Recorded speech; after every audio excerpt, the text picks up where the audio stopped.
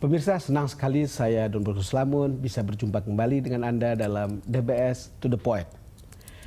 Relasi antara politik dan agama, dalam hal ini Islam, rupanya terus-menerus mendapat ujian. Gara-gara berbicara tentang sebuah ayat suci, Basuki Cahayapurnama atau Ahok menjadi sorotan. Meski telah minta maaf, gelombang protes kepada Ahok tetap mencuat. Jika tak dikelola dengan baik, politisasi agama dalam panggung politik bisa mengancam demokrasi. Dalam masyarakat rasional seperti Jakarta, latar belakang agama sebenarnya mulai surut. Seperti ditunjukkan oleh sejumlah survei, masyarakat sekarang lebih membutuhkan calon pemimpin yang punya rekam jejak serta berprestasi. Tamu saya ini adalah seorang yang teguh dengan prinsip dan ide-ide yang diyakininya, bahkan jika gagasannya itu memantik kontroversi. Untuk memahami relasi politik, agama, dan Pilkada DKI Jakarta, saya mengundang Ulil Abdallah, seorang cendekiawan Muslim. Mas Ulil, terima kasih sudah datang ke DBS To The Point. Terima kasih Pak Don Bosco. Kita bertemu untuk yang beberapa kali sebetulnya di tempat ini, tapi di program saya baru ini pertama. Kali. Terima kasih sekali lagi. Sebelum kita berbincang, kita ikuti paket berikut. Demonstrasi memprotes Basuki Cahayapurnama atau Ahok tidak terbendung. Ribuan orang dari Forum Komunikasi Anak Betawi atau Forkabi hingga Front Pembela Islam atau FPI mendatangi Balai Kota Jakarta.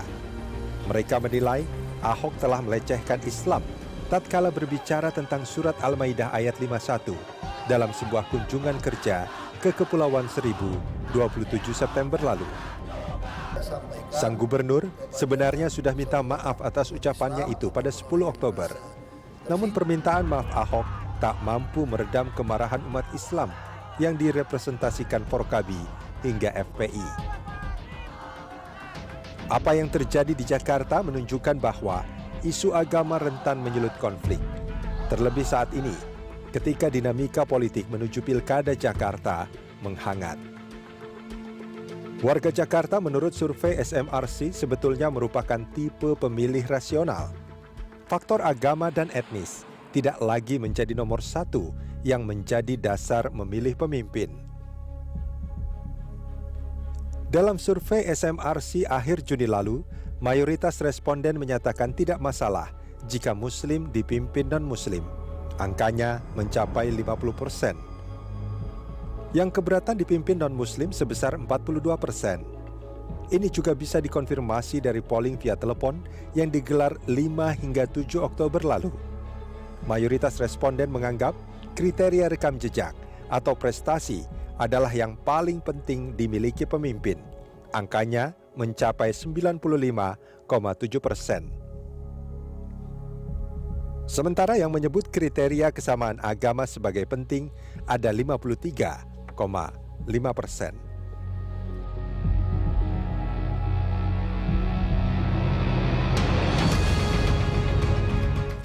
Mas Ulil, saya kira Anda dan saya yakin Anda sudah mengikuti perkembangan Pilkada DKI yang belakangan hingar-bingar dengan isu SARA.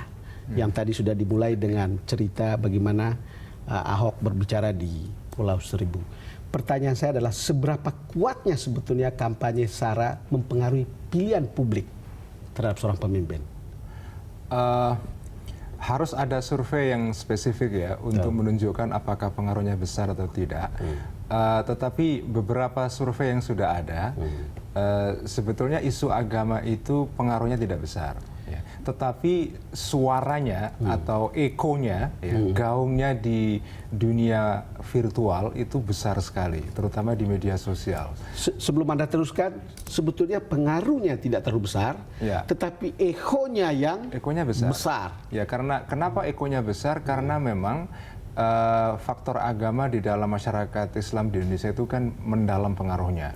Dalam segala hal agama itu sangat dalam pengaruhnya, sehingga ketika ada event politik yang sangat besar seperti pilpres atau pilkada, atau event politik yang memang wataknya itu polarizing, membuat polarisasi antara satu kubu dengan kubu yang lain seperti sekarang ini, itu memang faktor agama yang sebetulnya pengaruhnya nggak besar, tetapi dia bisa menciptakan gema yang luar biasa, hingar-bingar, semacam histeria yang luar biasa. Kalau kita lihat misalnya Twitter, Facebook, dan Instagram. Itu gila sekali. Tapi kenapa Anda menyebut itu, ya saya kembali lagi, pengaruhnya tidak besar, tapi gaungnya besar. Kenapa Anda hanya menyebut bahwa itu sekedar, saya tanda kutip, sekedar gaung atau echo? Ya, saya sebut itu sekedar echo karena memang orang kan sebetulnya bisa bersikap kritis terhadap apa yang terjadi di dunia virtual. Betul. Tidak semua yang ada di Twitter, di media sosial ataupun di platform-platform yang lain itu bisa langsung mempengaruhi mereka. Sebetulnya gini, ada orang-orang yang sebetulnya sudah punya pilihan yang tetap. Oke. Dan orang-orang ini sebetulnya gini, orang yang pilihannya fix ya, itu kan kalau di dalam di dalam beberapa kasus itu angkanya kira-kira 60 sampai 70% kan. Lalu selebihnya kan orang-orang yang belum menentukan pilihan. Itu selalu begitu. Kalau kita lihat survei-survei itu, orang yang belum menentukan pilihan itu antara 15, 10. Entah mereka pilih siapapun kan sudah ada. Pasti ada, selalu ada swing vote. Nah, yang 70 ini pasti kan terbagi dalam beberapa pilihan-pilihan. Kalau misalnya pilihannya cuma 2, ya, tentu 30-30. Kayak di Amerika sekarang, yang fix pilihannya untuk Hillary atau Trump, ya sudah jelas itu, 30. Jadi orang-orang inilah yang sebetulnya meramaikan eko itu. Jadi kenapa menjadi besar ekonya? Ya karena ada orang-orang yang sudah punya pilihan tetap, dan orang-orang ini mau dipengaruhi dengan kata-kata apapun, dengan meme apapun ya, nggak akan berubah pilihannya. Baik yang pro maupun yang kontra nggak akan berubah. Ini hanya sekedar menciptakan histeria atau keramaian. Tapi apakah itu sama dengan artinya politisasi agama? Jadi yang tadi yang belum menentukan itu kan sudah ada yang sudah pasti. Tapi juga kan bisa ada juga kandidat yang memang searah dengan pilihan orang-orang yang membuat echo tadi. Ini apakah bagian dari politisasi agama? Ya, ini politisasi dan menurut saya berbahaya. Jadi menurut saya sebaiknya di dalam pilkada, dalam pilpres ya, itu menarik dukungan dengan memainkan sentimen-sentimen yang sifatnya itu sektarian. Sektarian itu bisa macam-macam, bisa agama, bisa etnik, bisa suku, bisa apapun, ras ya. Itu menurut saya nggak sehat. Kenapa? Karena sentimen yang sifatnya sektarianistik itu mudah menyulut emosi. Lihat aja itu bagaimana diskusi di media sosial itu penuh dengan cercaan, dengan hinaan, dengan macam-macam, dan menurut saya sih nggak menarik aja. Mas Ulil, bukan, saya harus pisahkan antara dua hal, dan saya minta Anda clean dalam soal ini. Memisahkan antara orang bisa menggunakan agama dalam politik, tetapi menggunakannya secara berlebihan atau negatif, mungkin itu problemnya. Gini, bukan kan ada gini, agama itu bisa dipakai dengan benar dan tepat. Sebetulnya kan agama itu netral. Anda bisa pakai untuk tujuan yang sehat, bisa untuk tujuan-tujuan yang destruktif.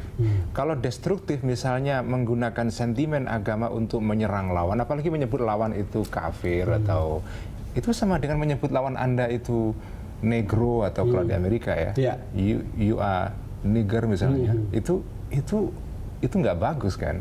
Itu menimbulkan emosi yang bisa eksplosif, meledak.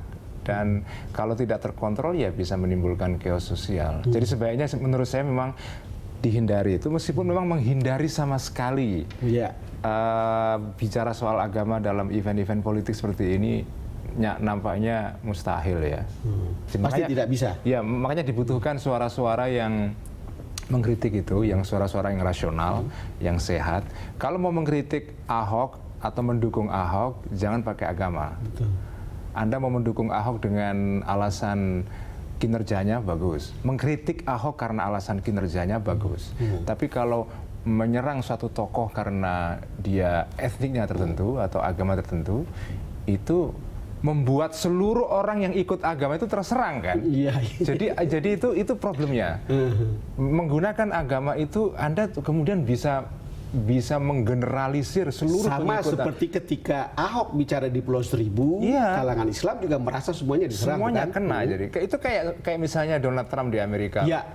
Dia bilang misalnya orang Islam itu tidak boleh masuk Amerika, harus diusir karena mereka ini teroris. Itu kan menyakitkan sekali karena tidak semua orang mendukung terorisme. Betul. Jadi itu bahayanya berbicara dengan bahasa agama dengan cara yang tidak sehat itu.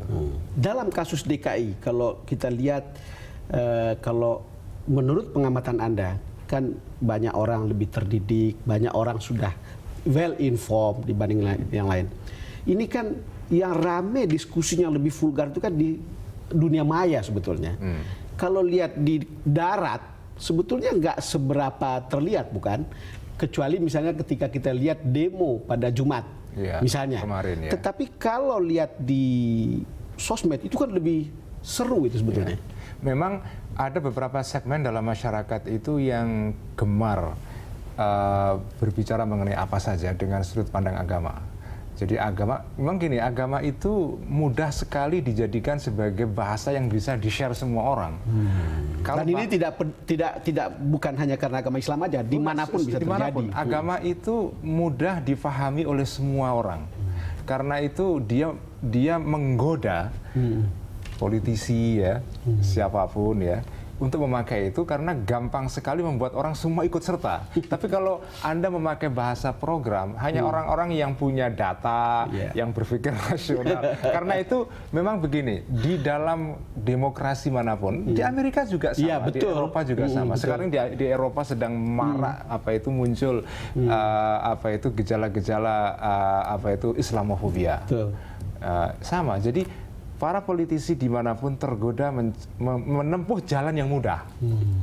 Menempuh jalan yang mudah. Jalan yang mudah adalah menggunakan sentimen primordial, termasuk agama di situ. Tapi menurut saya, itu jalan yang mudah itu jalan yang nggak sehat. Sudah pastilah, itu seperti junk food. Saya baru pertama kali dengar begitu. Jalan yang mudah itu seperti jalan yang nggak sehat, itu junk food. Baru pertama kali saya dengar. Enak dimakan, tetapi dalam jangka panjang, in the long run, itu akan menghancurkan tubuh kita. Dalam hal ini tubuh politik kita. Mas Ulil, kita break dulu. Pemirsa, kami akan segera kembali.